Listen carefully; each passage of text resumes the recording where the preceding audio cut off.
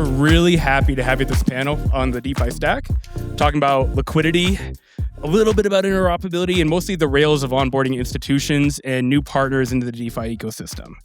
A little bit about me. My name's John. I lead DeFi at Gauntlet. Maybe you've heard of us, maybe you haven't. But what's more important is hearing about the wonderful panelists and lineup we have today. So we'll just get started on this and intros. And we'll start with you, Andre. Thank you. Hello, everyone. I'm Andre. I'm the head of DeFi for a company named LeFi. What we do is on-chain orchestration. So in super simple terms, you have an asset on chain A and you want to get that asset on chain B, we will find you the best path. That's, the first layer. On top of that, we also build something a bit more complex through the fact that you can not only take asset from one chain to the other, but you can take asset into an action. So think of you have ETH on ETH and you want to deposit into a Morpho Vault on Arbitrum. So all those actions combined have an underlying piece of tech by which we add a lot of components. So we have solvers, we have DAX aggregators, we have bridges, all added into one API, and we offer this API to the biggest institutions in DeFi. I like to give the example, if you've ever done a transaction in DeFi, it is very likely that you've used LeFi. We're in all the big wallets and in all the big front ends. Hey everyone, I'm Spencer. I lead blockchain partnerships at Circle. Circle created USDC, a very large stablecoin, and our goal is basically to bring USDC to as many ecosystems as possible and use CCTP, Gateway, and other protocols to make it fully interoperable. And super excited to talk about that. Hello, everyone. I'm Daniel, founder and CEO of Nexus. Nexus is an upcoming layer one. We work on the field of verifiable finance. Certainly pretty excited about everything DeFi and beyond, right? We think the industry is progressing, not only with decentralized finance, not only with traditional finance, but also with the merger of the two in new and exotic primitives. So very excited to be here. Hey everyone, I'm Enzo, CEO at the AHA company. We are a stellar integration partner, shipping institutional grade tokenization and DeFi infra for projects building in the Stellar ecosystem. And we're currently really deep on tokenized funds, stablecoin rails, and privacy preserving payment flows. Awesome. Great to meet all of you guys. So let's start. The elephant in the room. So I'm not sure if you guys know, Bitcoin is down. The village is on fire. We're all freaking out. But the reality is we really aren't. For those in the know, this is the first time it feels like we're in an impending bear market cycle. But a lot of people are super interested in what we're doing for once, and it feels really, really cool. And all these guys are building various infras on the blockchain layer on various different various layers again, trying to think about how do we, for these new interested parties, what are we building and thinking about that's new that is going to be really attractive to onboard the next billion users in this space? Million, billion, pick your number. But yeah, we'd love to learn more about what are you guys building right now and how are you thinking about now that we're in this Bitcoin down cycle? What are you building now as you think about the next group of users and narratives that are coming bottom of this space and how you're preparing for that? Enzo, we'll start with you. Okay, sure. Thank you. I actually didn't notice that Bitcoin was down, so thank you for telling me that. So honestly, I would just say that nothing has changed a lot for us with the bear market. Yes, let's use the word. It's simply because our North Star is onboarding financial institutions. And I mean, yes, sure, retail sentiment moves with price, but financial institutions have never been as active as they are right now. And it's probably because they work on multi-year roadmaps. So that's a good thing. But I would just say, and I know it's an obvious one, but the silver lining here is that the bear market kills noise. And so those that survive will become the default plumbing for the next cycle. So I hope it's going to be the case for all of us. And being there is already a proof of that. Great, awesome, yeah. So I think on the price type of comment, I think along what Enzo mentioned, right now we have the crypto markets sort of searching their soul, right? There is some pessimism, there is some questioning. How do we value tokens? How do we reason about finance? How do we reason about the crazy token valuations that we saw in the past? And I think what we're seeing is going back to the fundamentals of how to value protocols, right?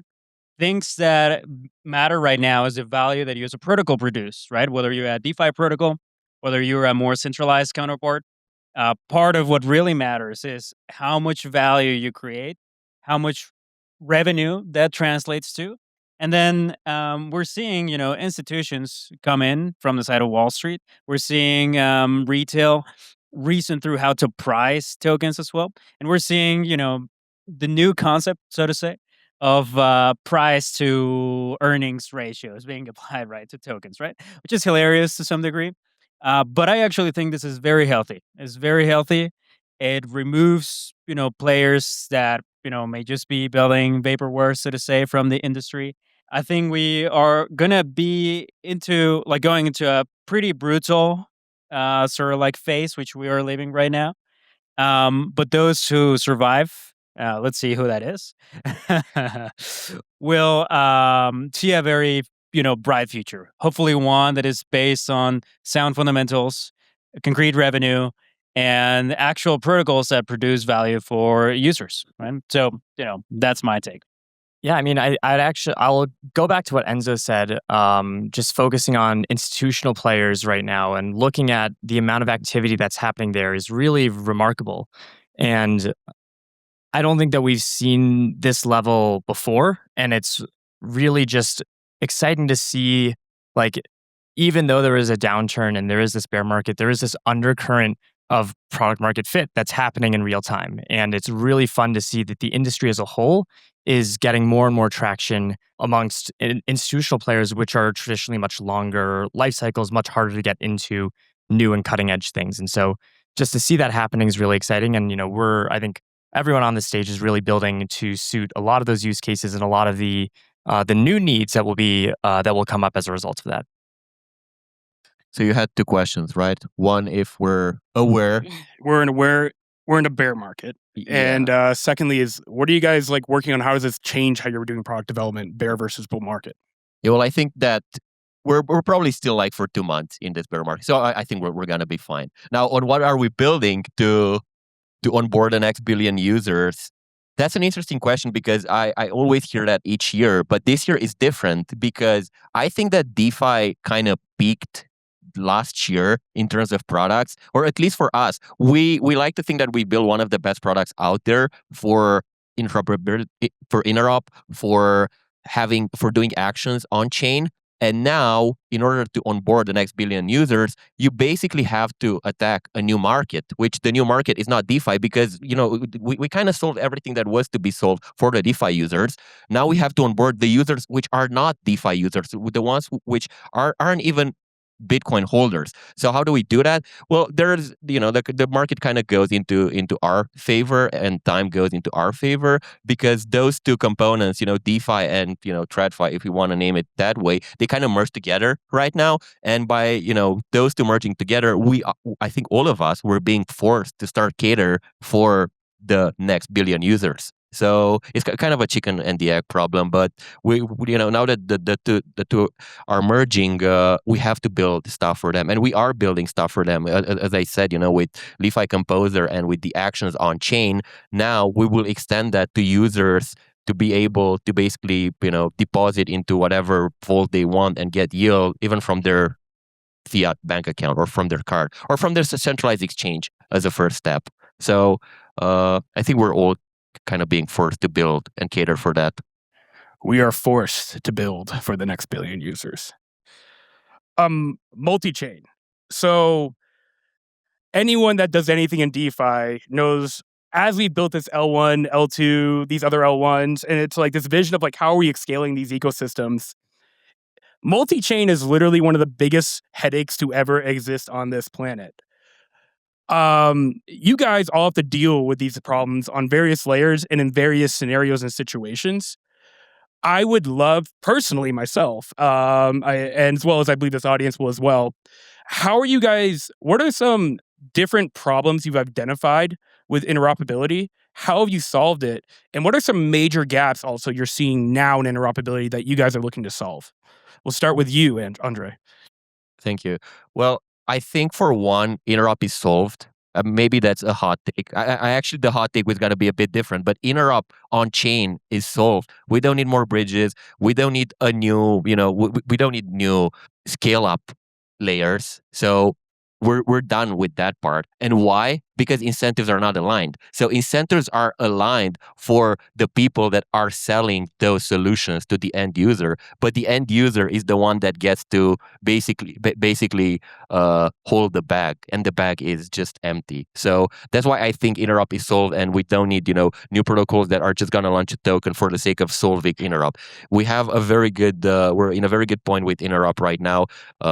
Bridges have evolved a lot. Now we also have intent-based systems and solvers underneath, which make it even more easier. And for us at LeFi, we work with all those parties, so we have them in our tech stack. So we don't prioritize one over the other, and that's one of the biggest things for us. Neutrality. Even though we're building our own tools, we're not going to prioritize them in any way over other tools. The next big problem is not necessarily interop on chain, is interop, or how do you move seamlessly money from on-chain to your bank account and vice versa. And that's definitely a bigger problem, because in TradFi they don't have bridges. That word doesn't exist in TradFi. What do you have, like payment rails? Well, probably payment rails are gonna evolve into DeFi, and we'll have to find solutions like we are doing right now for allowing users to move their money from their bank account to their Ethereum non-custodial wallet. It's interesting. I think it's a really good and really interesting take and a good take that we have progressed significantly with regard to interoperability.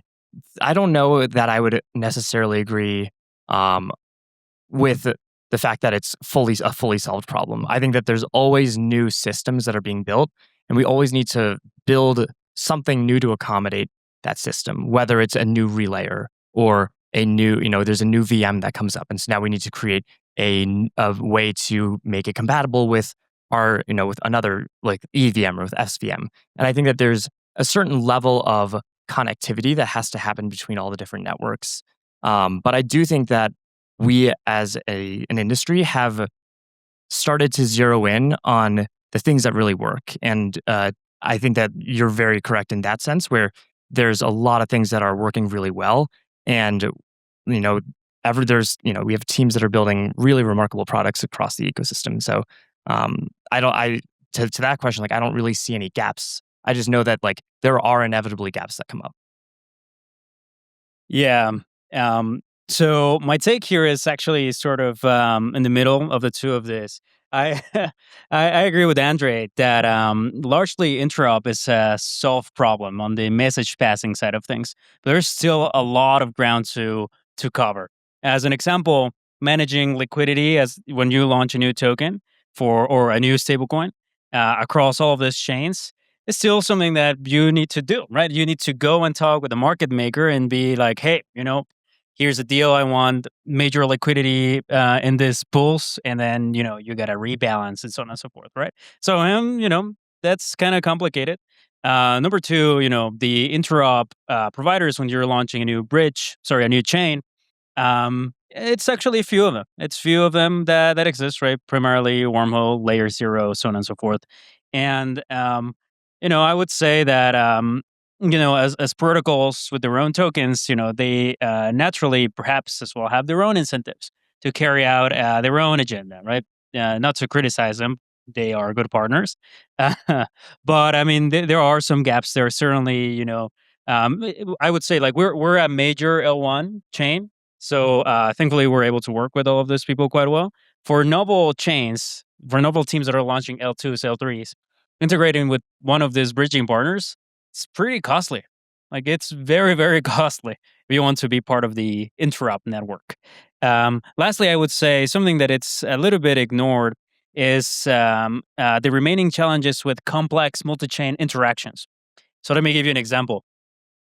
Let's say that you're a protocol that wants to incentivize, hey, I want to build a new stablecoin.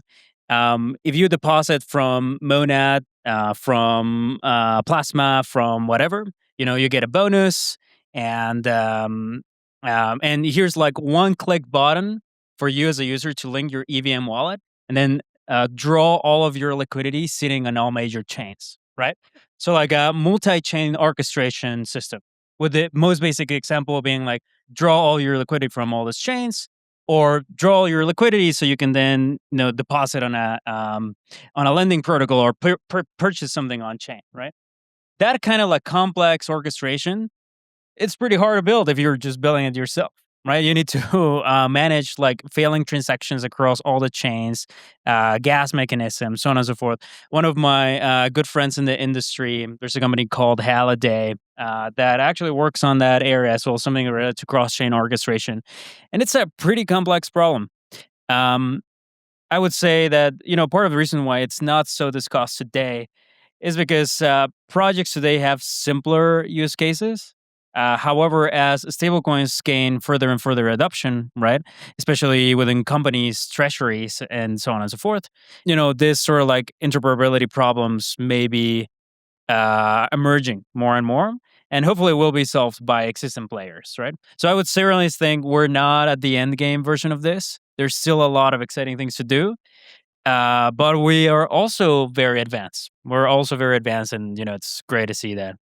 I would like to go back just quickly to definitions, because I mean, you use the word multi-chain, but I think here we're talking about cross-chain stuff, and just want to make sure that we don't mix words. Like multi-chain, the ability to exist in one ecosystem, but not necessarily have to interact with others. Cross-chain, you have to interact between ecosystems.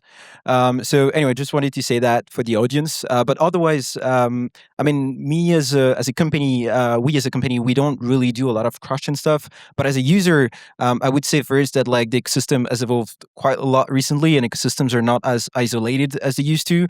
But the biggest problem that I see is the route risk. So basically, when you use cross-chain features, you move your assets from one chain to another, for instance, then you have to believe and trust the path that you're going through, and like rely on third parties, multiple chains, protocols, like dexes, bridges, etc. And at the end of the day, you might encounter some like slippage, latency, MEV, whatever. And like this still needs to be addressed right now by builders, and we're not there yet, really. So I don't know if crypto people go on Twitter much, but if you do, you've probably seen some interesting announcements. BlackRock is integrating with Biddle on Uniswap.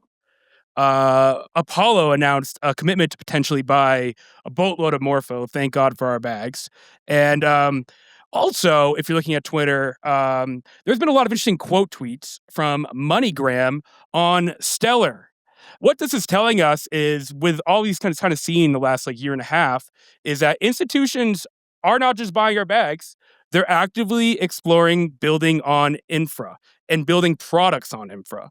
And what I think is really interesting here is these institutions are actually trying to use what we built, not just the DeFi companies. But if a MoneyGram wants to offer some kind of solution using a Stellar, there is a lot of questions. DeFi is a fully on-chain, is fully composable. You can actually dox every single wallet potentially using a product you launch that connects you on-chain. There is compliance when you're depositing into different strategies about are you following AML level compliance, and do you know all the users depositing in that specific strategy? Institutions are here, guys, and it's actually really exciting. But we have to deal with compliance, yield, liquidity, interoperability, all these different kinds of questions. And I think it's like a really big balance. The best yield is not the KYC yield, obviously, but that is in some level is a necessary requirement. How are you guys thinking about regulatory compliance and enabling the best DeFi solution for potential big integration institutional clients on your specific chain or products you're building and scaling? And we'll start with you, Enzo. yeah, thank you. So I'll take my perspective as an integration partner with like working with some of these banks, and I will say that like whatever we build for them, we should try to keep the core rails open and composable, and move all of the financial institution constraints to the edges, like custody, redemption, subscription, access policies, and stuff like that. On top of that, you can also add some like privacy features that you build as compliant features. But like we can talk about that later if you want to go into details. But I think what we have to keep in mind is that although we are working with banks, I mean, we're still in the blockchain industry, and so like we should try to like keep some like good rules in mind. And one of them is that there is some like red lines that we shouldn't cross. And so one of them that we follow right now is that when we work with institutions, we don't want to build any hidden controls. We don't want them to have like a backdoor that would make it possible to like rug pull user funds. I mean, we don't expect that from a big institutions, but honestly, like they do require, because of the regulations, some like big accesses and like features in their coins that need to be visible and audited. Yeah, you asked a long question, but I think a piece of the question was also around like the sustainability aspect. And I will just say that, but like sustainability isn't TVL or emissions. I think that it requires recurring settlements and real yields, but driven by usage, not just like some fake APR from like protocols creating their own tokens. I mean, I think we're way past that now. All right. Let me just clarify the question.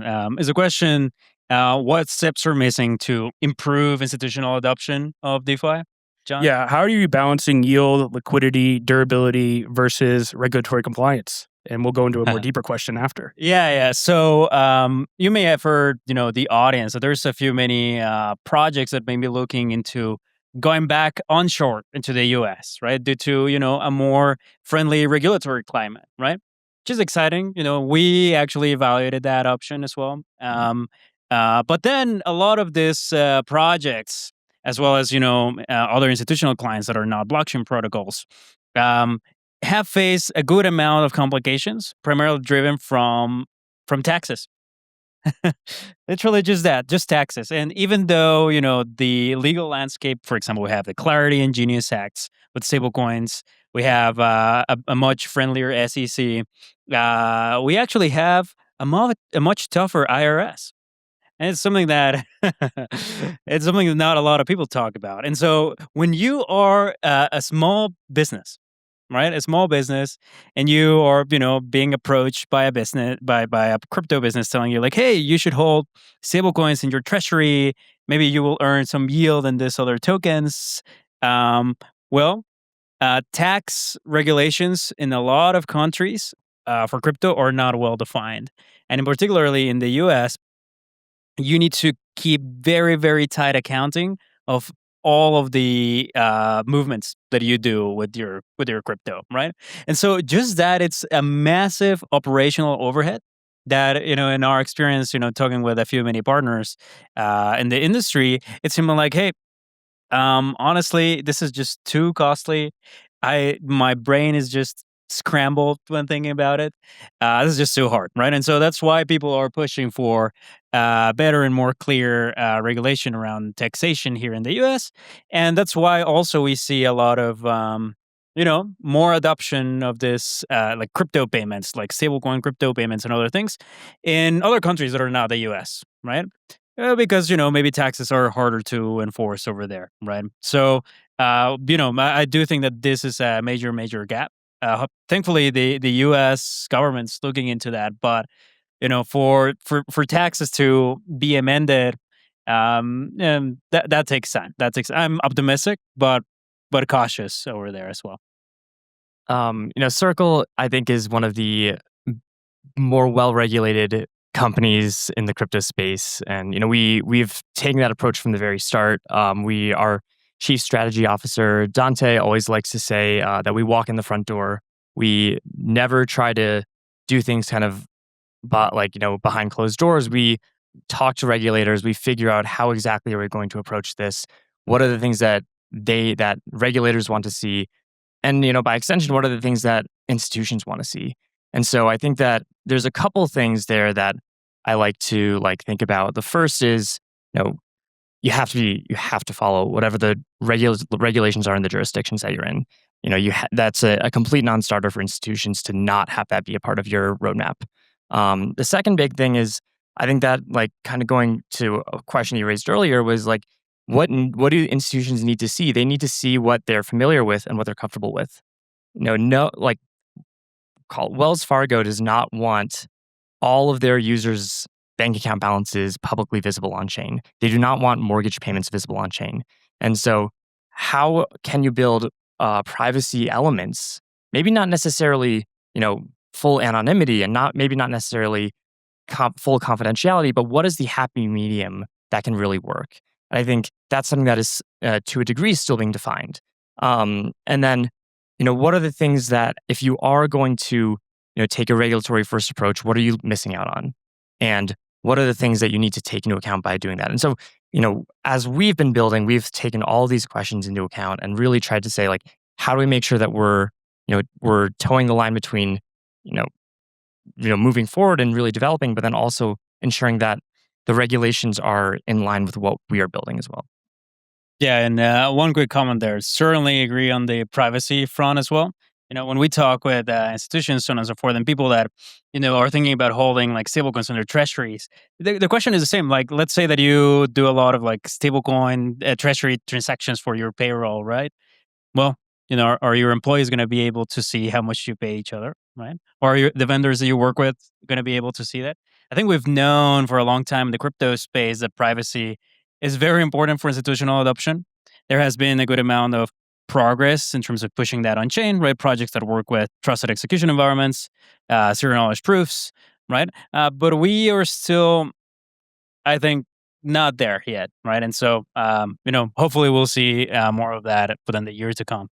Yeah, I'll be quick in light of time. So for us, and I'll speak from the liquidity perspective, we do see more and more ask demand from our partners, from different curators, from different parties for KYB or KYC liquidity. That's something that we definitely see, and that's a direction in which we are going with our own solvers. So we know for sure that this is, a demand coming from TradFi. And as I said, at your first question, we are kind of being forced to respond to this merge between TradFi and DeFi, and this is, probably a very good example in which, the KYB liquidity is definitely a must.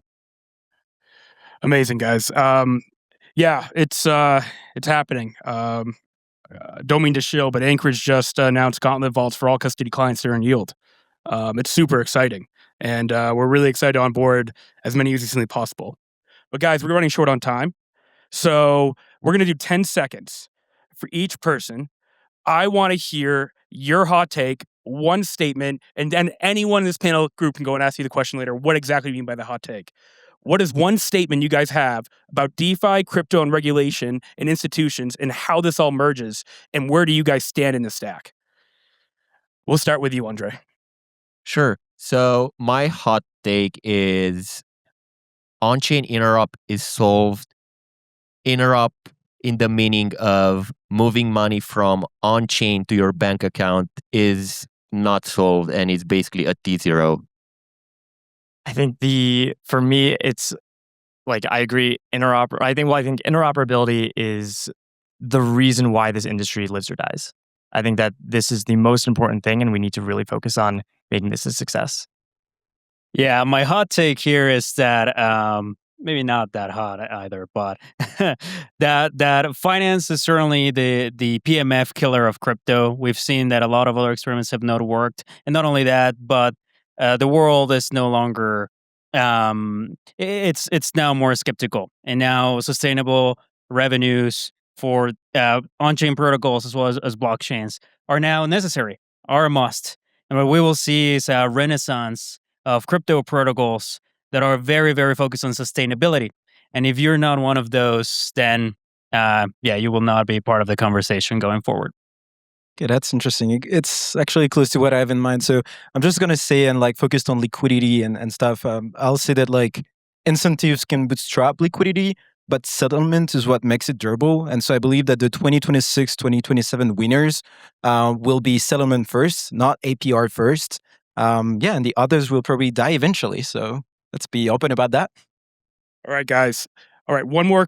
We're going to do one more 5-second question and then closing statements. It's really quick. And we'll start with you, Enzo.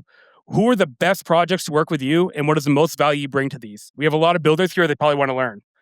Yeah, so if you're a project looking to build on Stellar and you want some like architecture design support or full stack development support, then come to me. We'll make it move from ideation to production.